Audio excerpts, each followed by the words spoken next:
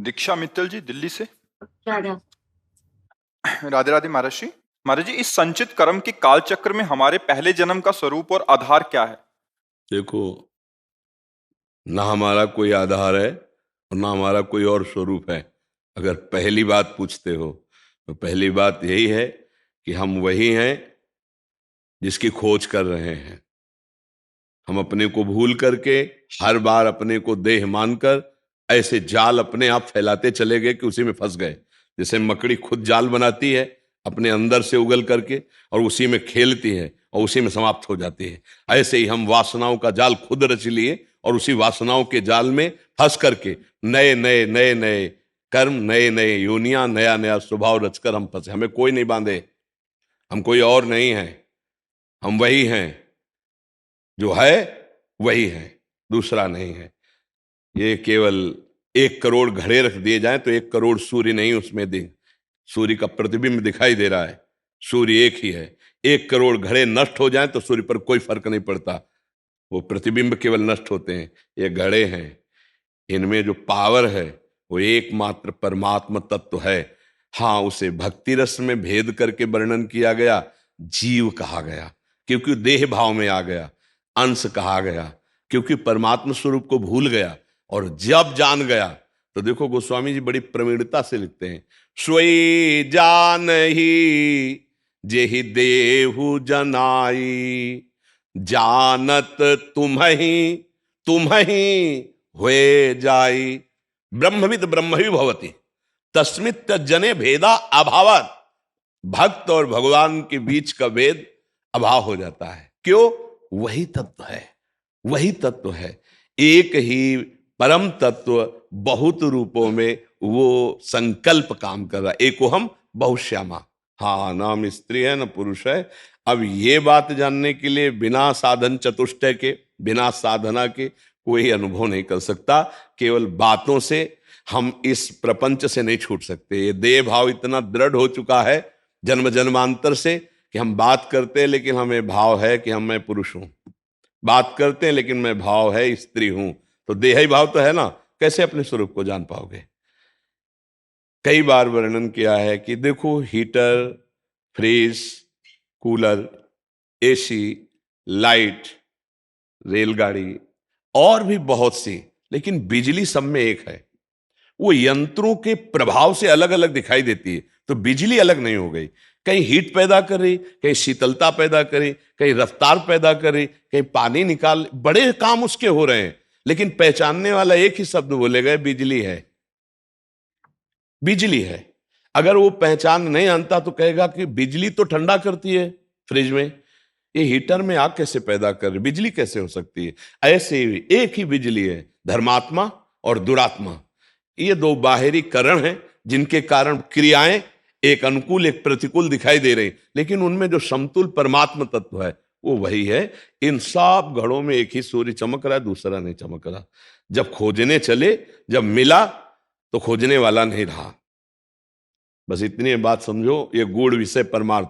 जब मैं था तब हरि नहीं, और अब हरि है, मैं नहीं। बस खत्म, खेल अब खेलो, अब उसी को सखा मान के खेलो, उसी को गुरु मान के खेलो, उसी को पिता मान के खेलो, उसी को स्वामी मान के खेलो, जो चाहो अब खेलो। उसी खेल में आ गए, सच्चिदानंद वपु सच्चिदानंद खेल। अब कोई परेशानी नहीं।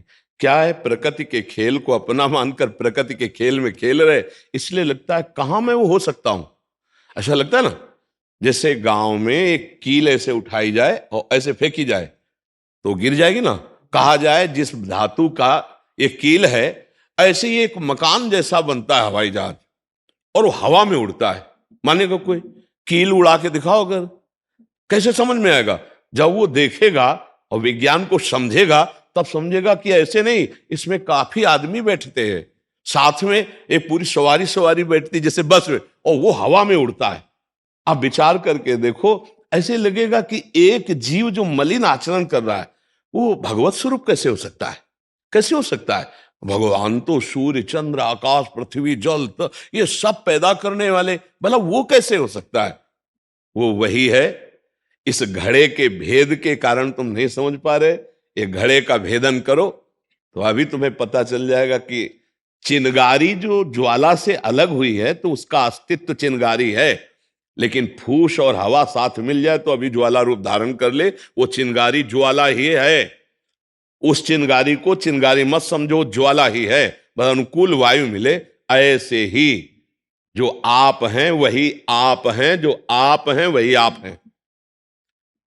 ज्ञान ना होने के कारण अज्ञान की धरा में हम अपने को बांटे हुए भेद में, मैं स्त्री मैं पुरुष, ये अच्छा ये बुरा, इसी का नाम अविद्या है, माया है। और जब ज्ञान प्राप्त हो जाता है या भगवत प्रेम प्राप्त हो जाता है तो इष्ट के सिवा, आराध्य देव के सिवा कुछ नहीं बचता, मैं भी नहीं बचता। भक्ति में ब्रह्म नहीं, माया नहीं, नहीं जीव नहीं काल, अपनी सुधि ना रही, एक रहे नंदलाल, एक आराध्य देव। ज्ञान में अन्य सब खो गया, मैं केवल बचा। अहम ब्रह्मा, शुद्ध ब्रह्म मैं, वो अनुभव में ये केवल माया शब्द निकलता है, अहम माया शब्द है, वो मैं केवल है। अब ये बड़ा गूढ़ विषय, नाम जप करो, अच्छे आचरण करो, सत्संग सुनो, अपने परिवार को भगवत स्वरूप मानकर उनकी सेवा करो जैसा धर्म पूर्वक है, तो आप अपने आप जब हृदय पवित्र होगा तो अनुभव में आने लगेगा मैं कौन हूं, मेरा कर्तव्य क्या है। पहले भजन करो, भजन के बिना समझ में नहीं आएगा। आचरण जिसके अपवित्र हैं, विचार जिसके अपवित्र हैं, वो कभी जान ही नहीं सकता। जिसका आचरण पवित्र है, जिसके विचार अहम शून्य है और खूब नाम जप कर रहा है, वो अध्यात्म की बात को समझ सकता है। अब ये कोई ऐसी खाने पीने वाली चीज तो है नहीं प्रकट में कोई उदाहरण देकर पवा दी जाए। अनुभव गम में भजे जय संता, तत्व का अनुभव करने के लिए पहले साधन भजन किया, बड़े बड़े महात्मा जन जैसे कर रहे हैं। ऐसा नहीं कि गृहस्थी में नहीं हो सकता है, उसका सिद्धांत अलग है। धर्म पूर्वक विषय का सेवन करते हुए परिवार को भगवत स्वरूप, समाज को भगवत स्वरूप मानते हुए अपने कर्तव्य का धर्म पूर्वक आचरण करे और नाम जप करे तो निश्चित भगवत प्राप्ति, चाहे वो कहीं भी हो, कोई भी हो, पुरुष नपुंसक नारीवा जीव चराचर कोई, सर्व भाव भज कपट तज मोह परम प्रीसो, वो भगवत प्राप्त हो जाएगा। समझ में आ रहा है जी? जी, पौराणिक श्लोक है महाराज जी के घर। एक सुनाना चाहते हैं? एक श्लोक है तो सुनाए। तो पहली बार ये जब सुना था, हटा के जीवन में जब पहली बार सुना था जी, तो उस श्लोक से ही तो आनंद हो गया था जीवन। सुनाइए, सुना दीजिए। सकल भुवन मध्य निर्धनास्तेऽपि धन्या, निवसति हृदये शाम श्री हरिर्भक्तिरेका। हरिरपि निजलोकम सर्वथा तो विहाय, प्रविशति हृदय तेषाम भक्ति सूत्रोपनद्धा। बस ये वाणी सार्थक हो गई महाराज जी। सब सार इसी में आ गया, सब सार इसी में आ गया। वो सतरति सतरति सा लोकान तारयति। देखो भगवान उसके हृदय में प्रकाशित हो जाते हैं।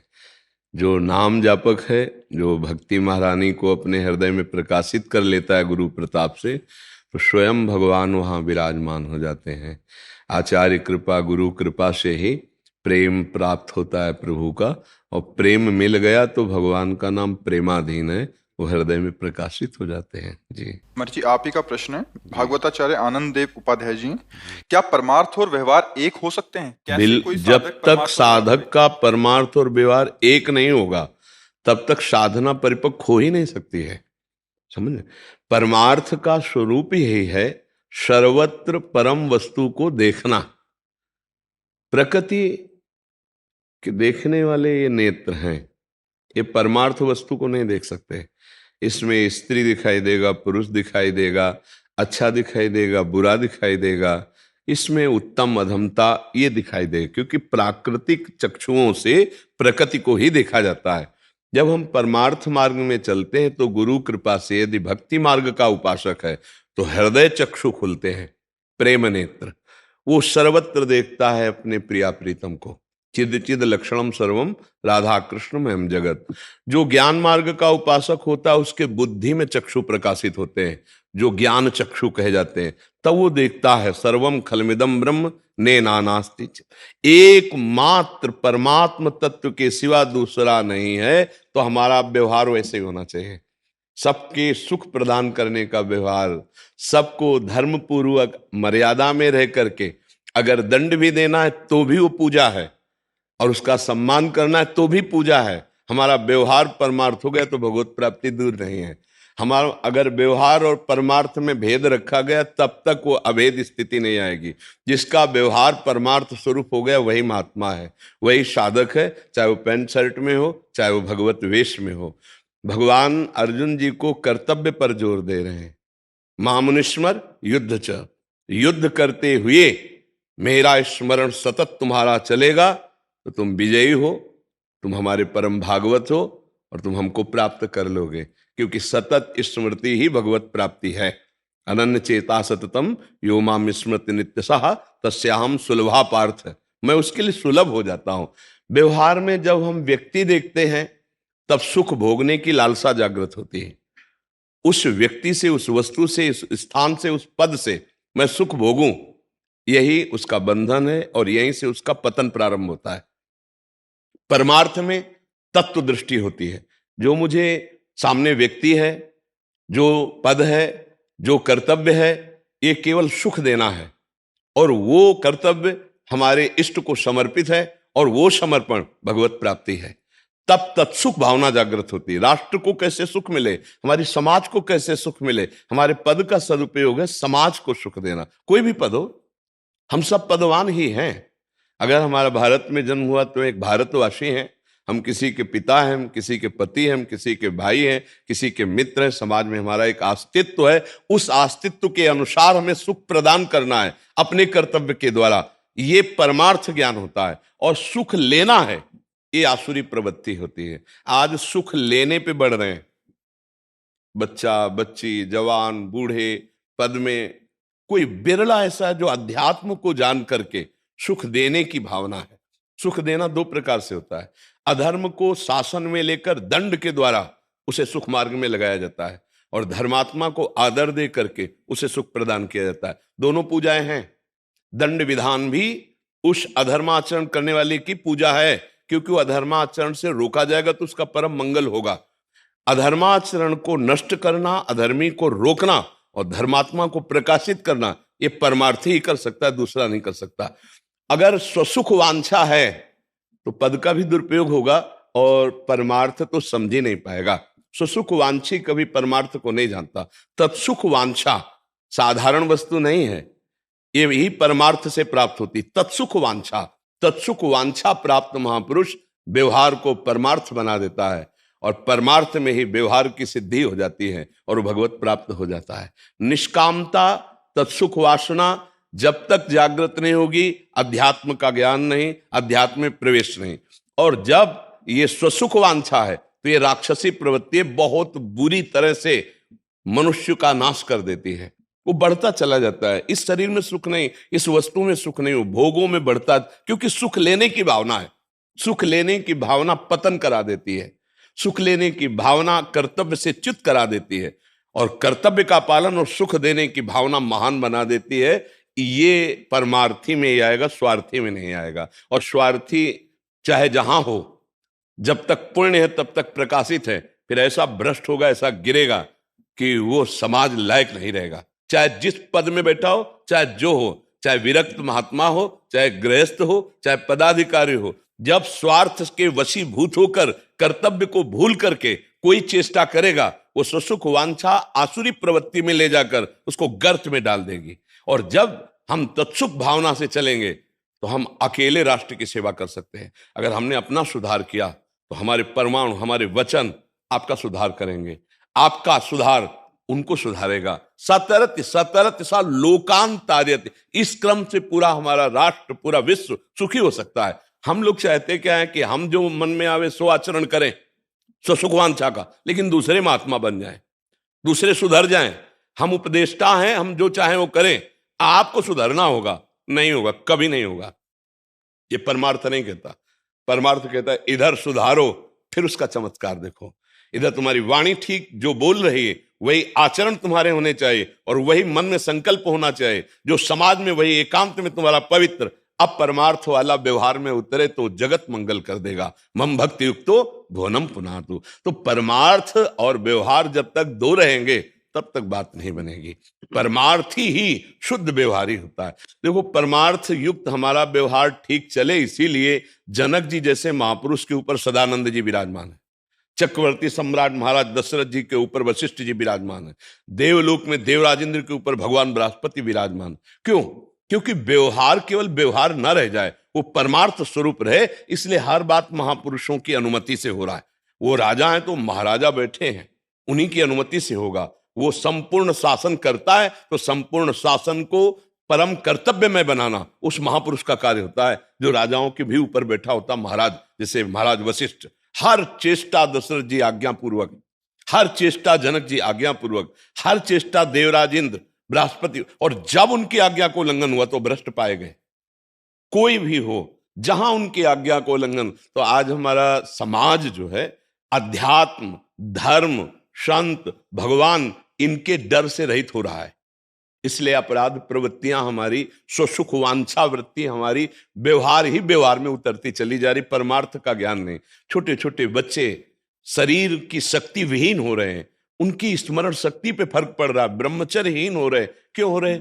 क्योंकि ना भगवान का डर है, ना शास्त्र का डर है, ना गुरु आज्ञा का पालन है, तो मनमानी आचरण होता चला। जहां मनमानी आचरण है, जहां भोग विलासिता है, जहां सुख वांछा है, वो व्यवहार उसे नरकगामी बनाएगा। और जहां परमार्थ का शासन हो गया, अगर अभी कुछ समाज सुरक्षित है तो कानून के भय से, भगवान को मानो या ना मानो, धर्म को मानो या ना मानो, डंडे को तो मानोगे ना, तो कानून का भय ना हो। तो अभी देखो मनुष्य रूपेण राक्षस विचरंती, ऐसा तुम्हें दिखाई देगा कि सींग भर नहीं, पूरे राक्षस हैं। खान पान व्यवहार आप देखो, जैसे समाचारों में जो आते हैं, जो समाज में हो रहे, तो व्यवहार तभी माना जाएगा वास्तविक जिसमें परमार्थ है। परमार्थ विहीन व्यवहार तो आसुरी प्रवृत्ति को प्रकट कर देगा। सुख वांछा आसुरी प्रवृत्ति बढ़ जाएगी। क्यों? व्यवहार तभी शुद्ध माना जाएगा जब परमार्थ युक्त होगा, शास्त्र सम्मत होगा। शास्त्र सम्मत नहीं, कोई भी ऐसी बात नहीं जो हमारे शास्त्रों में ना हो। कोई भी, हमारे भारत के अस्त्र शस्त्र भी बने तो हमारे शास्त्रों से ही बने, विज्ञान भी सफल है तो शास्त्रों से ही सफल है। कोई ऐसे सूत्र नहीं है जो हमारे शास्त्रों में ना हो। इसलिए अध्यात्म ही व्यवहार को पुष्ट करता है, और अध्यात्मवान ही व्यवहार को सही ढंग से चला भी सकता है। आप प्रत्यक्ष देख लीजिए, जिसको अध्यात्म का ज्ञान है उसी के द्वारा शुद्ध व्यवहार हो रहा है, उसी के द्वारा समाज का पोषण हो रहा है। और जहां अध्यात्म नहीं वहां शोषण ही शोषण है, चाहे जो व्यक्ति हो, चाहे जिस पद में बैठा हो, चाहे जिस भेष में हो, अध्यात्म ही सर्वोपरि है। जी, व्यवहार निस्वार्थ, मतलब परमार्थी का व्यवहार निस्वार्थ। हाँ, क्योंकि वो जानता है ना, उस विषय को जानता है। जो जिसके अंदर अविद्या है, देहाभिमान है, वो तो व्यवहार में सुख भोग की आकांक्षा रखेगा। सुख भोग की आकांक्षा, लाभ की आकांक्षा रखने वाला स्वार्थी कैसे कर्तव्य का पालन कर सकता है? भगवान अर्जुन जी को क्या शिक्षा दे रहे हैं? सुख दुखे समय कृत्वा लाभा लाभो जया जयो, यह है परमार्थ। हम अपने कर्तव्य का पालन करेंगे, चाहे सुख मिले चाहे दुख मिले, लाभ मिले हानि मिले, जय मिले पराजय मिले, इसकी कोई परवाह नहीं। हम अपने कर्तव्य का पालन करेंगे, एक कदम पीछे नहीं हटेंगे। अपने कर्तव्य में अपने प्राणों का विसर्जन कर देना, ये परमार्थ सिखाता है। देख लो, हमारा जो परम पावन धार्मिक देश है, इसकी प्रणाली देख लो। अब क्या होता है कि हम बाहर को आदर्श मानते हैं, जो केवल भोग विलासिता में लगा, वो हमारा आदर्श, भारतवासियों का वो आदर्श नहीं होता। भारतवासियों का आदर्श ब्रह्म ऋषि हुए हैं, और धर्मशास्त्र हुए हैं, और संयम जितेंद्रियता, ये आदर्श हुए। बेविचार आदर्श नहीं है, व्यसन आदर्श नहीं है, मनमानी आचरण आदर्श नहीं है, धर्म संग्रह आदर्श नहीं है। धर्म संग्रह, हाँ, पवित्रता, जितेंद्रियता, ये अध्यात्म से आता है। अध्यात्म जब तक नहीं तो जीवन किस काम का? किस काम का? मृत जीवन। वो जीवित दिखाई दे रहा मृत जीवन है, जो भगवत विमुख है, जो वासनाओं का पुतला है, जो मनमानी आचरण करता है। तो गोस्वामी तुलसीदास जी कह रहे हैं, जिन हरि भगति हृदय नहीं आनी, जीवित सव समान ते प्राणी। क्यों? क्योंकि उसके अंदर स्वार्थ वासना है, वो मृत तुल्य है, विवेक काम नहीं कर रहा है। वो ऐसी जगह गिरेगा, ऐसे आचरण करेगा, खुद दुखी होगा और चार को और दुखी करेगा। इसलिए अध्यात्म तो अनिवार्य, अध्यात्म ही शुद्ध व्यवहार का निर्वाह कर सकता है, अन्यथा नहीं कर सकता। जी, डॉक्टर विशाल जी। राधे राधे। राधे राधे महर्षि। महर्षि, हम अगर पिछले जन्म जीवन का कर्म भोग रहे हैं, तो इस जन्म जो वर्तमान में चल रहा है वो क्या हो रहा है? अगली फसल तैयार कर रहे हो। अगली पिछली दोनों में आग लगाओ, तब निकल पाओगे, नहीं तो अगली खेती तैयार हो रही। पीछे जो गोदाम भरा है ना, उससे खाने को मिल गया, सुख और दुख, ये शरीर रचना। अब इससे जो कर्म कर रहे हो वो स्टॉक में जमा हो रहा है। आग लगाओ आगे और पीछे दोनों, फसल पूरी ये भस्म करो और उसको भी भस्म करो, तब फिर आप जीवन मुक्त हो जाओगे। और वो अपने बस की बात है नहीं। अब गोदाम में पहुंच है नहीं, ऐसी जगह सरकारी व्यवस्था में गोदाम है जहां तुम्हारी पहुंच नहीं। वो हम तो हम स्वरूपापेभ्यो मोक्षयिष्यामि मा, वो आग लगाएंगे, उनके पास चाबी है। हमारे संचित कर्म गोदाम की चाबी भगवान के हाथ में है। इसीलिए भगवान के बिना कोई भव समुद्र से पार नहीं हो सकता। भगवान की आराधना, और अब जो नया कर्म है वो भगवद अर्पित करो। उसमें पाप कर्म नहीं होना चाहिए, धर्मयुक्त कर्म होना चाहिए, भगवत अर्पित। तो वो कर्म भुने हुए चने के समान हो जाता है जो भगवत अर्पित होता है। जैसे भुने हुए चने को आप खेत में डालो, कभी अंकुरण नहीं हो सकता, चाहे जितना खाद पानी लगाओ। तो ये जो नए कर्म बने, ये निष्प्रभावित हो गए हमें बांधने के लिए, वो भगवान को समर्पित हो गए। पुराने जो संचित कर्म है भगवान की शरणागति और नाम जप के प्रभाव से भस्म हो गए। जो इस शरीर की रचना हुई, इसमें सुख दुख आजीवन के लिए जो है उसको हम भोग लेते हैं। बड़े बड़े संतों को भोगना पड़ता है, नहीं तो भजन बल से उसको मिटा दे, है ऐसी सामर्थ्य। लेकिन भगवान के विधान को मानकर, जैसे पता है कि हम ऐसा कर सकते हैं पर कानून नहीं है, तो जो कानून को जानता है वो फिर नहीं, वो जानता है मैं ऐसा कर सकता हूं, पर वो जानता है सरकारी कानून के विरुद्ध हो जाएगा, ऐसा नहीं करेंगे। ऐसे बड़े बड़े परमहंस महापुरुष, जैसे रामकृष्ण परमहंस जी के गले में कैंसर था, वो मिटा सकते हैं, भजन बल से मिटा सकते हैं, बिल्कुल मिटा सकते हैं, पर वो भगवान के कानून को नहीं।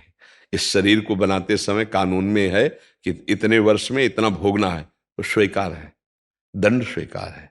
जैसे कानून जिसने बनाया है, माना उसी ने बनाया है, लेकिन अगर कानून के अंतर्गत वो भी अपराध कर देता है तो उसको जानबूझ के सजा स्वीकार करनी पड़ेगी, अपने कानून रक्षा के लिए करनी पड़ेगी कि नहीं।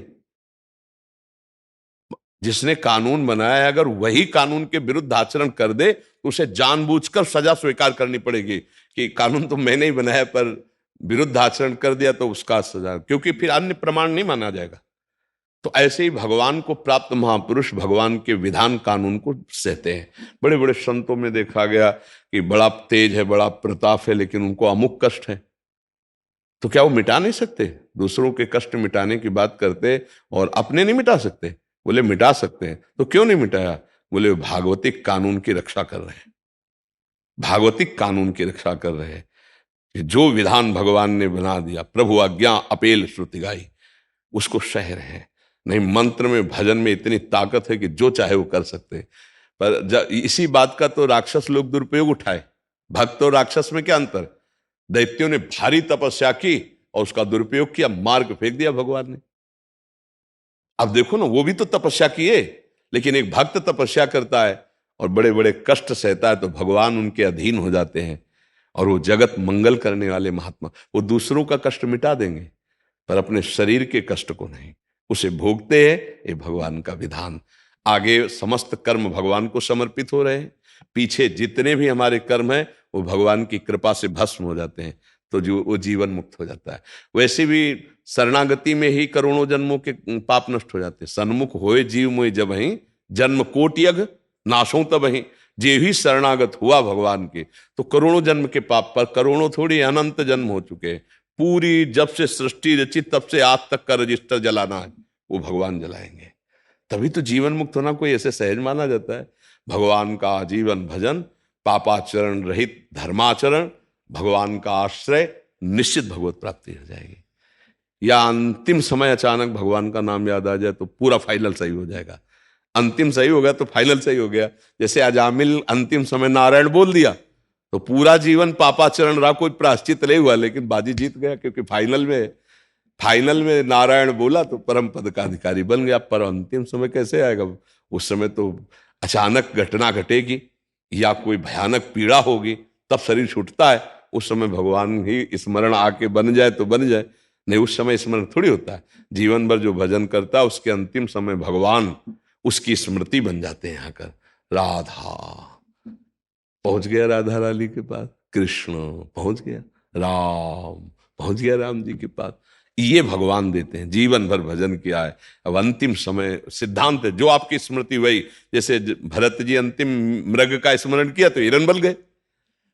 भजन का फल कि भगवान अंतिम समय हमारी याद में आ जाए, वो भगवान देते हैं। इसलिए जीवन भर पाप से डरा जाता है, धर्म से चला जाता है, नाम जप किया जाता है, शरीर के कष्टों को भोग लिया जाता है। भजन के बल से पूर्व संचित पाप भस्म, आगे के कर्म निष्फल, प्रारब्ध भोग लिया, जीवन मुक्त होकर भगवान को प्राप्त हो गया। समझ पा रहे हैं आप? धनंजय जी मुंबई से। राधे राधे। राधे राधे महर्षि, आपके चरणों में कोटि कोटि प्रणाम। गुरुदेव, आत्मज्ञान, मोक्ष और भगवत प्राप्ति में क्या अंतर है? जब हम आत्मज्ञान प्राप्त करते हैं तभी मोक्ष होता है। मोक्ष का मतलब ही होता है कि जो बंधन नहीं था उससे मैंने बंधन मान लिया था, बंधन छूट गया, उसे मुक्त अवस्था कहते हैं। हमारा आत्म स्वरूप मुक्त था, मुक्त है, मुक्त रहेगा। भ्रम से हमने अपने को शरीर मान लिया, जैसे शरीर, भ्रम से हमने अपने को अंतःकरण जानते हो, मन बुद्धि चित्त अहंकार, अंतःकरण मान लिया। भ्रम से हमने कारण शरीर, जिसे स्वभाव कहते हैं, हमने अपना स्वरूप मान लिया। इसी को साधना के द्वारा, आत्मज्ञान के द्वारा इसको हम हटाते हैं, अपनापन हटाते हैं। शरीर से जब अपनापन हटाते हैं, हृदय से, अंतःकरण से जब अपनापन हटाते हैं, स्वभाव से जब अपनापन हटाते हैं, ये बहुत कठिन बात है, बहुत जन्मों से लगे तो बोध हो जाता है। जैसे शांत निर्मल जल के नीचे क्या है मुझे दिखाई दे देगा, निर्मल हो और शांत हो। हलचल हो रही और गंदा है तो नीचे क्या नहीं दिखाई देगा। ऐसे ही जब हमारा हृदय निर्मल होता है और शांत होता है तो स्वरूप का जहां से प्रकाश आ रहा है वो मैं ही हूं, वहां हमारी स्थिति हो जाती है। तो उसे कहते हैं आत्मबोध हो जाना। आत्म माने अपना, कोई और नहीं है। जहां बोध हुआ तो मुक्त हो गया। मुक्त हो गया कहा जाता है, वो मुक्त पहले से था। जड़ चेतन ग्रंथि पड़ गई और यद्यपि मृषा छूटत कठिनाई, बहुत बड़ी बात है। जड़ चेतन में ग्रंथि पड़ गई, बोले झूठी बात, पढ़ ही नहीं सकती, तो बोले छूटत कठिनाई। यद्यपि फंसा नहीं है पर इतनी जोर का बंधन है कि हम हट नहीं सकते। शीशा में देखो तो मैं लगता है, ये नहीं लगता कि शरीर देख रहा हूं, ऐसा लगता है मैं अपने को देख रहा हूं। चाहे जितनी ज्ञान की बातें करे, नहीं, अगर चोट लगेगी तो उपेक्षा नहीं होगी कि शरीर को लगी है, मेरे को लगी है। अपमान होगा तो मेरे को, सम्मान हुआ तो मेरा। किसी से आत्मज्ञानी ऊपर उठ जाता है। द्वंद्वैर विमुक्ता सुख दुख संगई, मान अपमान निंदा स्तुति, सुख दुख लाभ हानि जय पराजय में समान भाव। अपने स्वरूप का ज्ञान, उसके लिए साधना है। गुरु की शरण में होकर साधन चतुष्टय के द्वारा जब साधना की जाती है, नित्यानित्य वस्तु का विवेक, नित्य क्या है, अनित्य क्या है, और इस लोक से लेकर ब्रह्मलोक तक के भोगों का वैराग्य, शम, चित्त का शांत होकर लक्ष्य पे लग जाना, दम, इंद्रिय, मन को अंतर्मुख कर लेना, उपरति किसी भोग की किंचन मात्र उपस्थिति पे मन चलायमान न होना, तितिक्षा गर्मी सर्दी भूख प्यास काम क्रोध लोभ मोह मद मत्सर सबको सह गया, कहीं विचलित नहीं हुआ, उसे कहते तितिक्षा। ऊपर तितिक्षा श्रद्धा, गुरु के वचनों पे, शास्त्र वचनों पे पूर्ण विश्वास, और समाधान, अब परमात्मा प्राप्ति के सिवा कोई दूसरा लक्ष्य नहीं। तब वो आत्मज्ञानी, वो आत्मबोध को प्राप्त होता है। ये हुआ मोक्ष मार्ग। और भगवत प्राप्ति अपने लाडले प्रभु साकार, राम रूप, कृष्ण रूप, इन रूपों में नाम जप करते हुए, इनका चिंतन करते हुए, इनकी आराधना करते हुए इनको प्राप्त हो जाना, इसे भगवत प्राप्ति कहते हैं, उसे मोक्ष कहते हैं। समझ पा रहे हैं आप जी? गुरु जी बस एक ही बात बता दीजिए, दिनचर्या में क्या चीज मिस नहीं होनी चाहिए? नाम जप नहीं छूटना चाहिए, बस सार बात है।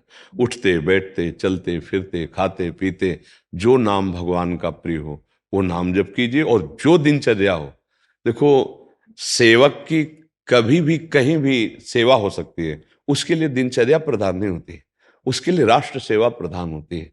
अब आपका नाम स्मरण चल रहा, जिस समय जहां जैसी परिस्थिति आवे, जहां जैसी परिस्थिति आवे उसका निर्वाह करो, क्योंकि उस समय राष्ट्र सेवा प्रदान है जो आपकी सेवा मिली हुई है। और उसके लिए क्या खान, क्या पान, क्या स्नान, इसका कोई महत्व नहीं। नाम स्मरण करते हुए राष्ट्र सेवा की प्रधानता, यही आपकी पूजा होगी, यही दिनचर्या। दिनचर्या देखी जाती है उनकी जो आराम, अब जब रिटायर हो जाए ना और फिर कोई तो दिनचर्या दे। अभी क्या, अभी तो जो आदेश हुआ, जिस समय आदेश हुआ वही दिनचर्या है। अब वहां स्नान थोड़ी देख रहा है कि 2 दिन से स्नान नहीं हुए, या मान लो कहीं युद्ध में लगा दिया जाए तो अब क्या भोजन मिल रहा है ये नहीं देखना। चुपचाप आंख मूंदी प्रेत में डाला और हम अपने राष्ट्र की सुरक्षा में लगे, जो जहां सेवा में। हाँ, इतना जरूर है कि नाम स्मरण करते रहे, क्योंकि पता नहीं कब कौन सी श्वास हमारी आखिरी हो, तो उठते बैठते और नाम के लिए कोई अपवित्रता पवित्रता या स्नान आदि का कोई विधान नहीं। आप जैसी भी परिस्थिति में हो नाम स्मरण कर सकते हो। तो इसीलिए हम सबको कहते हैं कि नाम स्मरण की सबसे बड़ी दिनचर्या आप लोगों की है कि जब जितना नाम स्मरण कर सके बस। और वो क्योंकि दिनचर्या के लिए फिर जो विधान है वो आप में लागू नहीं हो सकते हैं। महाराज जी क्या नाम जप करें महाराज? अब हम तो राधा आशिक है, हम तो राधा राधा जपते वृंदावन, हमारा तो गूंज ही है राधा राधा राधा राधा राधा। शिव शिव शिव शिव निकलता रहता है। हाँ, तो बढ़िया निकाल। इससे हम कहते हैं देखो मेरे प्रभु एक हैं और उनके नाम अनंत हैं और सब सामर्थ्यशाली हैं, पर प्यार जब गुरुजी देते ना उससे होता है। जैसे हमें गुरुजी ने दिया नाम तो हमारा जीवन है राधा, हमारा प्राण है राधा नाम, हमारा सर्वस्व है राधा नाम। तुम शिव कितना जपते हो तो तुम जानो, लेकिन हमारा जीवन ही शिवमय था। काशी में सन्यासी शिव में एकदम उन्होंने ये दिया है। तो अब हमारा हृदय, हमारा जीवन अगर पूछोगे, वैसे जैसे कोई पूछता है कि नाम जब, तो राम कृष्ण हरि शिव जो नाम प्रिय हो सो जब, नहीं आप बताओ। तो जब हमारी पसंद की, तो हमें जो मीठा पसंद है बोलेंगे। राधा नाम सुधार समदसी तुम जिह्वास्तु में विह्वला, मेरी जबान तो हर समय राधा राधा राधा रा। जागृत स्वप्न सुसुप्ति स्फुरत में राधा पदाब्जत छटा। जग रहे हैं या सो रहे हैं, किसी भी स्थिति में राधा राधा राधा राधा। जो नाम प्रिय हो वो नाम पकड़ लो, क्योंकि मन को अच्छा लगता है जिसमें प्रियता होती है। अमनो आपको जो नाम प्रिय है उसके विपरीत अगर, तो उसको खींचना पड़ेगा, और जो प्रिय है वो स्वाभाविक चलेगा। अच्छा, तो मेरे ही प्रभु के नाम है तो अंतर का है नहीं, तो इसलिए जो नाम प्रिय हो खूब नाम जप कीजिएगा। राधा राधा। उपासना का स्वरूप यही है, जीवन की सार्थकता। हरिवंश नाम बिसरे न छिन, सी हरिवंश सहाय भल। कलिकाल है, इसमें जितेंद्री होना, तपस्वी होना, याज्ञिक होना, ध्यानी होना, ज्ञानी होना बड़ा मुश्किल है। सच्चाई का, इसमें नाम जप करके ही जीवन का परम मंगल किया जा सकता है। इसलिए उठते बैठते चलते फिरते किसी भी स्थिति में हो, राधा वल्लभ श्री हरिवंश, राधा वल्लभ श्री हरिवंश, राधा राधा राधा। राधा नाम सुधार सम रसी तुम जिह्वास्तु में विह्वला। विकल होकर राधा राधा राधा राधा, परम मंगल हो जाएगा। अगर नाम जब चलने लगे तो जान लो कि प्रभु प्राप्त हो गए। नाम ही प्रभु है, प्रभु से भी अपार सामर्थ्य नाम में विराजमान है। जैसे प्रभु हृदय में सबके हैं, पर सब दुखी हैं, सब परेशान हैं, सब आवागमन युक्त हैं, लेकिन हृदय में नाम जग जाए तो आवागमन मुक्त हो जाए, दुखों का जड़ से नाश हो जाए। इसलिए श्री हरिवंश चंद्र शुभ नाम, सब सुख सिंधु प्रेम रस धाम, और जाम घटी बिसरे नहीं। एक क्षण यदि नाम न बिसरे तो जीवन सार्थक हो जाए। और अगर समय मिले तो चतुरासी जी का पाठ कर ले। अगर एक बार 24 घंटा में चतुरासी जी पूरी पाठ कर लिए तो 84 लाख योनियों में नहीं जाओगे। हरिवंश महाप्रभु ने जीव के परम कल्याण के लिए 1.25 घंटा अगर गान कर लो चतुरासी जी, जल्दी से पाठ करो तो 45 मिनट में भी हो जाएगा, 1 घंटे में। अगर मस्ती से गान करो तो 1.25 घंटा, 1.25 घंटा चतुरासी जी गायन कर लो, कभी 84 लाख योनि में नहीं जाओ। छुट्टी 84 भ्रमंते निर्खय जुगल किशोर। निर्खय जुगल किशोर भोर अरु रैन न जाने, पिए रूप रस मत भयो कछु मन ही न आने। प्रेम लक्षणा भक्ति होए ही आनंदकारी, अरु वृंदावन वास सखी सुख के अधिकारी। कुंज महल की टहल सुख, दंपति संपत्ति पाई है, जैसे रूप लाल हित प्रीति सो जो 84 गाई है। अगर चतुरासी जी का 84 जी का गायन हो जाए और नाम जप हो तो सिद्ध हो जाओगे, आनंदमय हो जाओगे, चिंता शोक दुख मृत्यु इससे नहीं डरोगे। समुझ जाए शरण ते डरत ना काल डर, हरिवंश शरणागत काल से भी नहीं डरता। इसलिए खूब प्रियाजू का नाम जप करो, खूब प्रियालाल की सेवा करो, उनके गुणगान करो। बहुत बढ़िया कृपा है कि हम आचार्य और गुरुजनों के संग में हैं। अगर महत्पुरुषों का संग ना हो तो हमें माया बहा के न जाने कहाँ खड़ी कर दे। जब महापुरुषों का संग मिलता है तो समझो प्रभु मिलना चाहते हैं, इसलिए हमें संत समागम आचार्य संग ये तभी प्रदान करते हैं। रसिकों का संग आचार्य संग तभी प्रदान करते हैं जब हमारा अंतिम जन्म होता है। तो मानो अब हमारा अंतिम जन्म है, अगर सावधान हो गए, राधा राधा राधा राधा जपे, हरिवंश हरिवंश हरिवंश जपे, वाणी जी का गायन किया तो नाम वाणी जहां श्याम श्यामा तहां, नाम वाणी सुनत श्याम श्यामा सुबस, नाम वाणी निकट श्याम श्यामा प्रगट। श्री राधा वल्लभ लाल की जय। एकांश वर्मा जी लखनऊ से। राधे राधे गुरु जी। राधे राधे महाराज जी, आपके चरणों में कोटि कोटि प्रणाम। गुरु जी, मैं आपको अपना गुरु मानता हूँ। महाराज जी, मैं एक छात्र हूँ, लॉ की पढ़ाई कर रहा हूँ। क्या मेरा कर्म यही है या कुछ और है? हमें कैसे पता चलेगा कि हमारा कर्म क्या है? और क्या बहुत सारा धन कमाने वाला व्यक्ति ही सफल कहलाता है, और या क्या कामयाब? आपने ऐसा कैसे मान लिया कि धन ही सफलता है? ऐसा कैसे मान लिया? धन सफलता है ये तो फिर ठीक नहीं, फिर तो आप गलत जगह आ गए। धन अगर प्रधान बुद्धि तब तो राक्षस हो जाएगा, वो मनुष्यता ही नहीं रहेगी। पक्का जिसके लक्ष्य में केवल धन हो जाएगा वो आसुरी प्रवृत्ति वाला हो जाएगा। परिणाम में देख लेना, एक राक्षस उसके अंदर दिखाई देगा व्यक्तित्व में। वो चाहे जितना बाहर से समझदारी से करे, लेकिन उसकी राक्षसी प्रवृत्ति झलक जाएगी। वो एक असुर होगा जो केवल प्राणों का पोषण, सुख की लालसा, केवल धन की लालसा, वो राक्षस। कोई भी हो कहीं भी हो, उसके अंदर एक राक्षस पैदा हो जाए। एक रो रहा है, साहब पक्का मैंने नहीं किया, सबूत भी नहीं मिल रहे, पर बगल से अटैची आ गई है क्योंकि धन की प्रधानता है, तो अपराधी को मुक्त कर दिया जाएगा, निरपराधी को सजा मिल जाएगी। राक्षस बैठ गया अंदर उसके। धन ने एक राक्षसी प्रवृत्ति पैदा कर दी। कहीं भी विश्व में, कहीं भी किसी भी पद में, किसी भी जगह राक्षस पैदा हो जाएगा, क्योंकि धन की भावना जागृत हो गई। धन से भोग मिलेंगे और भोग से मैं सुखी हो जाऊंगा, यही तो राक्षसी बुद्धि है। भाई ये बात दिमाग में नहीं रखना है कि धन से सुख मिलता है। कर्तव्य और धर्म का पालन करने वाले का सम्मान होता है। अगर जहां धन का सम्मान होता है तो वो वही लोग हैं जो एक बुद्धि जिनकी मिल रही है। नहीं, धनी का सम्मान नहीं होता। धन की प्रधानता यानी धर्म की प्रधानता, तो अपने आप सुख सुविधाएं उसके चरणों में लौटती हैं जो धर्म से चलता है। क्या समझते हो? समुद्र कभी आवाहन करता है क्या नदियों का? इठलाती हुई दौड़ती हुई जाती तो क्या कभी उफान मार दे क्या? सब सूख जाए नदियां तो क्या समुद्र घट जाएगा क्या? ऐसे धर्मात्मा पुरुष होता है। धन की प्रधानता तो राक्षस बना देगी भैया, पक्का बना देगी। भाई भाई को मार डालता है धन की प्रधानता में। धन की प्रधानता में कितने कितने खतरनाक खेल हो रहे हैं, देख लीजिए। सारा खेल धन का है। धन में आप कुछ भी कर सकते हैं अगर धन लक्ष्य बन गया। धन लक्ष्य नहीं है। धर्म पूर्वक धन की प्राप्ति होनी चाहिए। धर्म पूर्वक सुख भोग करने की लालसा, वो मोक्ष पद की प्राप्ति करना। धर्म फिर अर्थ, फिर काम और फिर मोक्ष। मोक्ष और धर्म के बीच में अर्थ और काम को रखा गया शास्त्र में। क्यों? धर्म पूर्वक अर्थ कमाओ और मोक्षाभिलाषी होकर धर्म पूर्वक भोगो तो तुम्हारी कामना तुम्हें बांधेगी नहीं। नहीं तो ऐसे तो सब बावरे हैं। धन के लिए तो सब बावरे हैं। कैसे मिले? बस जैसे मिले। फिर ये ठीक नहीं, फिर ये तो फिर तो गलत जगह प्रश्न हो गया। धन को, धनवान को तुम सुखी समझते हो? क्या सुख तुम देखते हो? वो व्यभिचारी वो नाना प्रकार के व्यसनों में फंसा हुआ, नाना प्रकार की शोक चिंता और धन की जलन में जल रहा, तुम उसे सुखी कहते हो? तुमने कितने धनियों को देखा है चिंता शोक अशांति बिना भगवान के चरणों का आश्रय लिए नष्ट नहीं हो सकती। चाहे कुबेर जैसा धनवान हो तो भी शांति नहीं मिल सकती कभी भी, कदापि। किसी को ये भ्रम तो छोड़ दो कि धन हो जाएगा तुम सुखी हो जाओगे, तुम शांत हो जाओगे।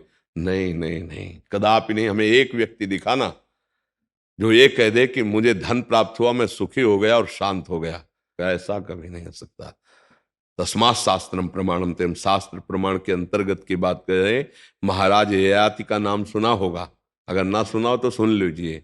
उन्होंने अपनी जवानी भोगी, अपने बेटे की जवानी भोगी, और चक्रवर्ती सम्राट थे। शुक्राचार्य जी के वरदान से बेटे की जवानी ली, और फिर लिखा कि एक अजितेंद्री भगवद विमुख पुरुष, भगवद विमुख अजितेंद्री पुरुष को विश्व ब्रह्मांड की सब स्त्रियां, रुपया, पैसा, धन संपत्ति जो भी सब मिल जाए तो भी वो कभी तृप्त नहीं हो सकता। ये महापुरुषों का अनुभव है। क्या जीवन में आप लोग भोग नहीं भोगे? क्या संसार में ही तो हैं? क्या धर्म ही से चल रहे हैं? अंदर से देखो अपना रजिस्टर तो आपको पता चलेगा। लेकिन आपकी स्थिति क्या आज शांत है कि हे नाथ अब कुछ नहीं चाहिए, मैं थक गया? आप देख लो, पूरा जीवन हो गया लेकिन वही अभिलाषा, वही अंदर की चाह भोगों की जो बचपन में उठी थी आज तक वही है। ईमानदारी से देखो तो बचपन की तुम्हें याद होगी, आज की भी याद करके बीच से पूरा जोड़ लो। क्या नहीं भोगा, क्या नहीं देखा, क्या नहीं खाया, पर आज भी वही है। इसका मतलब जो मेरी मांग है वो गलत है। मुझे अपनी मांग को सुधारने के लिए अध्यात्म से जुड़ना पड़ेगा और इस पर ब्रेक मारनी पड़ेगी। घी डालते रहो धीरे धीरे आग में तो कभी बुझेगी नहीं। घी डालना बंद करो, अपने आप बुझ जाएगी, बुझाने की जरूरत नहीं। अधर्माचरण करना बंद कर दे, गंदे आहार, गंदे व्यसन, गंदे प्रकार से धन कमाना बंद कर दे। शांति, सुख, चिंता रहित वो मृत्यु पर भी विजय प्राप्त करने वाला महात्मा बन सकता है गृहस्थ में, जो ऐसे आचरण करके नाम जप करता है। ये भाई बहुत धनी देखे, धन से शांति होती तो शांति मिल जाती बहुतों को। शांति मिलती भगवान और धर्म से। भगवान का आश्रय, धर्म से चल रहे हो, नमक रोटी खाओगे शांत रहेगा हृदय। अधर्म से 14 सब्जी रखोगे पर जलते रहोगे, तुम्हारे चित्त को कभी शांति नहीं मिल सकती। किसी से भी देख लो, सब लोग है समाज में, किसी से भी पूछ लो। हाँ, जो विवेकवान है, अज्ञानी तो यही कहेगा ना कि चाहे जैसे मिले, रुपया मिले। क्यों? रुपया से भोग सामग्री, भोग सामग्री से सुख, तो बुद्धि भ्रष्ट है ना। भोगेश्वर प्रसक्ता नाम तयापहृत चेतसाम व्यवसायत्मिका बुद्धि समाधो न विधीयते। जिसका भोग और ऐश्वर्य पर मन लग गया है वो कभी पापात्मा जी भगवत प्राप्ति की बात ही नहीं सोच सकता है। तो उसका निर्णय थोड़ी माना जाता है। निर्णय माना जाता है जिसका दिमाग काम कर रहा है, विवेक काम कर रहा है। विवेक से देखो कहां सुख है, कहां सुख। धन क्यों प्यारा लगता है? आपको एक कमरे में बंद कर दिया जाए और नोट ही नोट केवल जमा कर दिए जाए। अब बोलिए, अगर रो के चिल्ला के ना बोल पड़ो कि मुझे पानी चाहिए, मुझे भोजन चाहिए, रुपया नहीं। रुपया क्यों चाहिए? क्योंकि भोग सामग्री मिलती है, केवल केवल भोग सामग्री मिलती है उसका। नहीं तो अभी जैसे पीछे 2000 रुपया बंद हो चुके हैं ना, अब आपको एक कमरा भर के 2000 रुपया दिए जाए, आप सुखी हो जाओगे क्या? क्योंकि चल लेते नहीं। भोग सामग्री मिलती है इसलिए रुपए का महत्व है। भोग सामग्री क्यों? क्योंकि उससे हमें सुख मिलेगा। यही भ्रम हमको फंसा करके नष्ट कर रहा है। किसको सुख मिला भोगों से? सब आप लोग बैठे हो, गृहस्थ हो, आपको त्यागी तपस्वी थोड़ी कि आजीवन लंगोटी लगा के घूमते रहे तो आप क्या जानो भोगों में क्या सुख है। आप देख लो, वही हलचल मन में, वही चंचलता, वही मन भोगना चाहता है बार बार और खोजना चाहता है सुख, है सुख। इस शरीर में नहीं, इस शरीर में, इस भोग में नहीं, इस भोग। पकड़ो ना इसकी चाल को। 40 वर्ष, 50 वर्ष, 60 वर्ष, 70 वर्ष आपको भोगते हो गए लेकिन कहीं विश्राम नहीं मिला। एक बार तो निकल जाता कि हे नाथ, जैसे केवट बोला प्रभु के चरणों को धोके, अब कछु नाथ न चाहे मोरे। ये बोलो, कोई बोले विश्व में तभी बोलेगा जब नाम जब चल रहा है, भगवान से जुड़ा है तो बोल सकता है। भोगों से जुड़ा हुआ वो नहीं बोल। धन का कोई महत्व नहीं। धन का महत्व है कि उससे भोग मिलते हैं। भोगों का इसलिए महत्व है कि हमें अज्ञान से ये पता चल गया, हमारी बुद्धि ने बता दिया कि भोग भोगने से सुख मिलता है। लेकिन किसको है सुख? सब भोग ही तो भोग रहे है किसको सुख? आप महात्माओं को क्यों नमस्कार करते हैं? कौन सी खास बात है? जो पांच भौतिक शरीर आपका वो उनका, जो आप भगवान के अंश हो उनके अंश।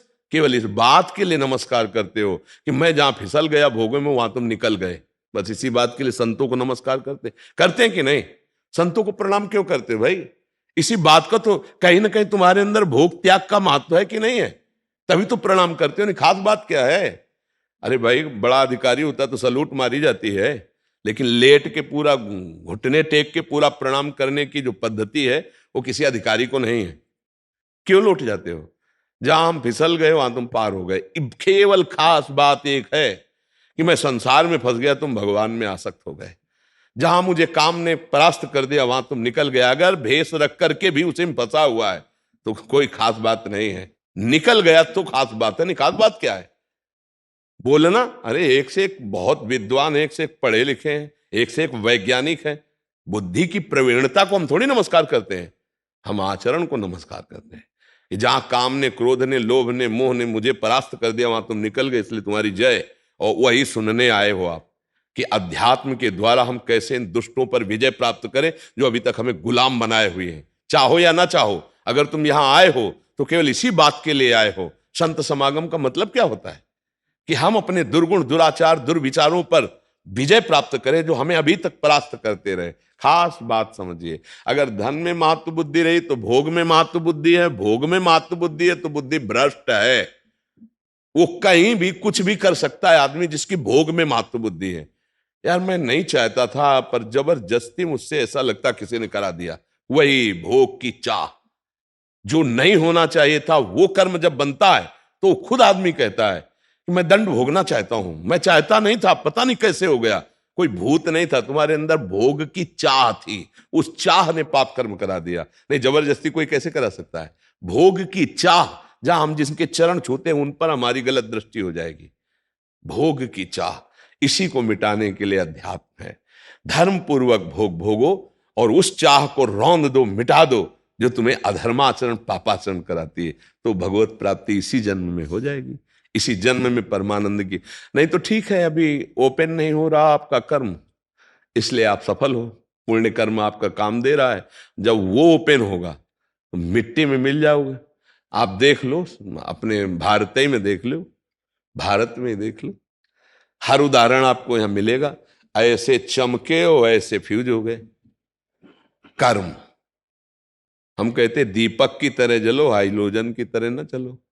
दीपक की तरह जलो और जलते रहो बहुत काल तक तो सुखी रहोगे। हाइलोजन की तरह एकदम प्रकाशित हुए फ्यूज होकर के गिर गए, किस काम के? पापाचरण करने वाला कभी स्थायी प्रकाशित नहीं हो सकता। थोड़े दिनों के लिए आपको दिखाई देगा सुखी समृद्ध, फिर मिटिया मेट हो जाएगा। क्योंकि पाप कर्म कभी किसी को निरंतर सुखी नहीं रख सकता। थोड़े दिन के लिए उसका, जब तक पुण्य कर्म काम कर रहा है तब तक सुखी रह सकता है। क्यों भाई? इसलिए ये तो विचार हटाई दो कि धन में सुख है, धर्म में सुख है। धर्म पूर्वक जो हम धन कमाएंगे उससे हम धर्म पूर्वक विषयों का भोग करेंगे।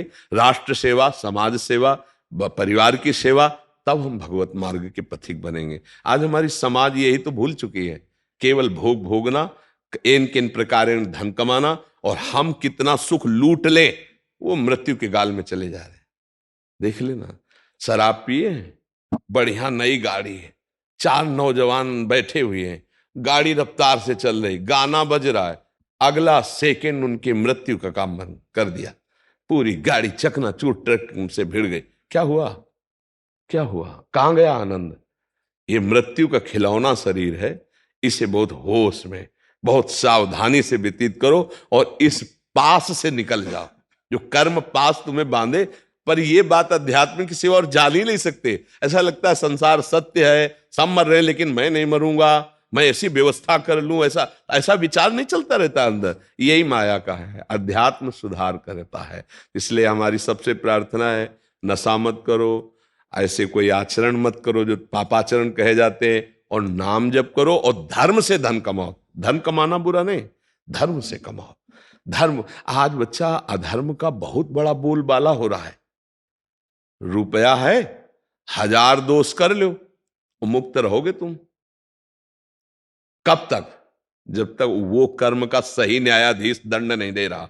वो जिस दिन दंड देगा ना, उस दिन कोई नहीं बचा सकता, वहां वकालत काम नहीं करती, पक्का। भीष्म जी बाणों की सैया पे पड़े, अखंड बाल ब्रह्मचारी, महाभागवत, लेकिन पूर्व में पाप बन गया, उसमें पड़े। भोगना, कर्म भोगना पड़ता है, डरो पाप न बन जाए।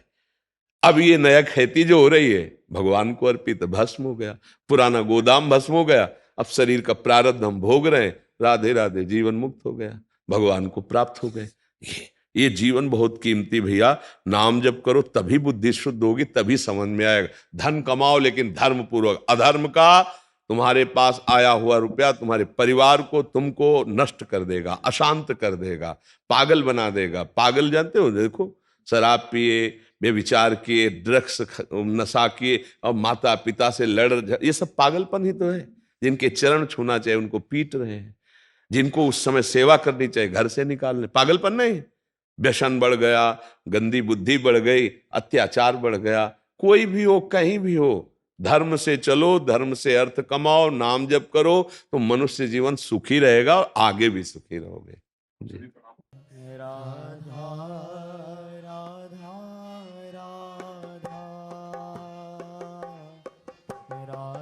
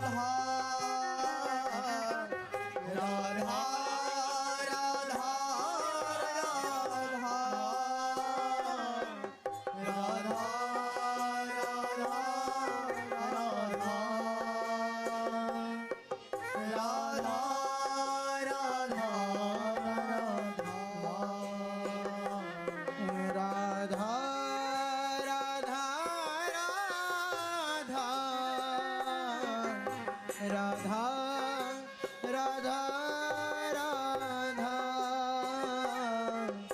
राधा राधा राधा राधा